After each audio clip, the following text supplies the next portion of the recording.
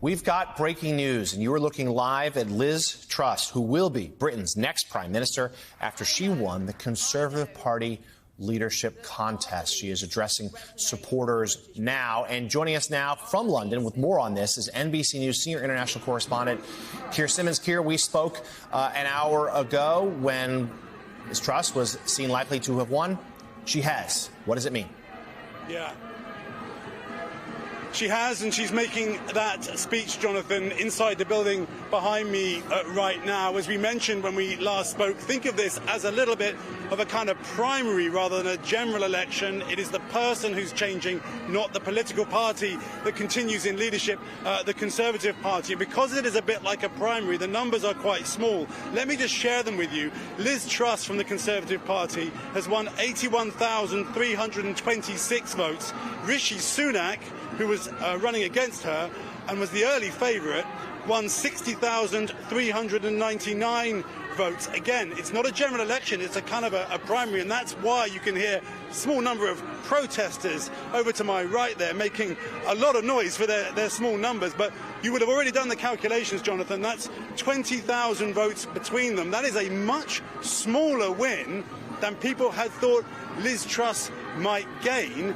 It is not exactly a landslide, and remember already that she had many members of her own party in Parliament who didn't vote for her. So already the new Prime Minister tomorrow, because the Queen, of course, constitutionally will make that change, seeing Boris Johnson and then Liz Truss tomorrow at Balmoral.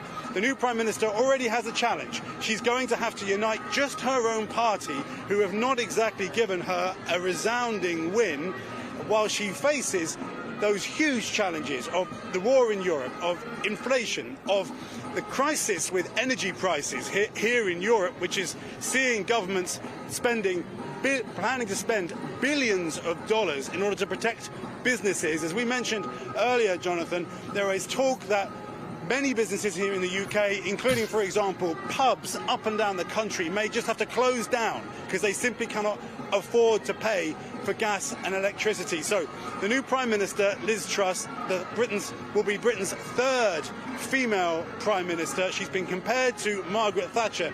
Goodness me, she inherits a lot of challenges, just the same as Margaret Thatcher did all those years ago.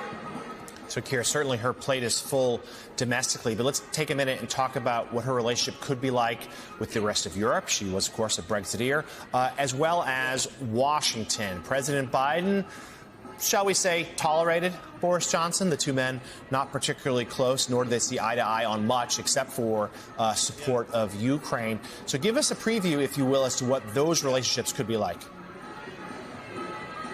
Well, I think first point is that one of the priorities, I think, for the new Truss government will be to try to shore up relations with the Biden administration, with the United States.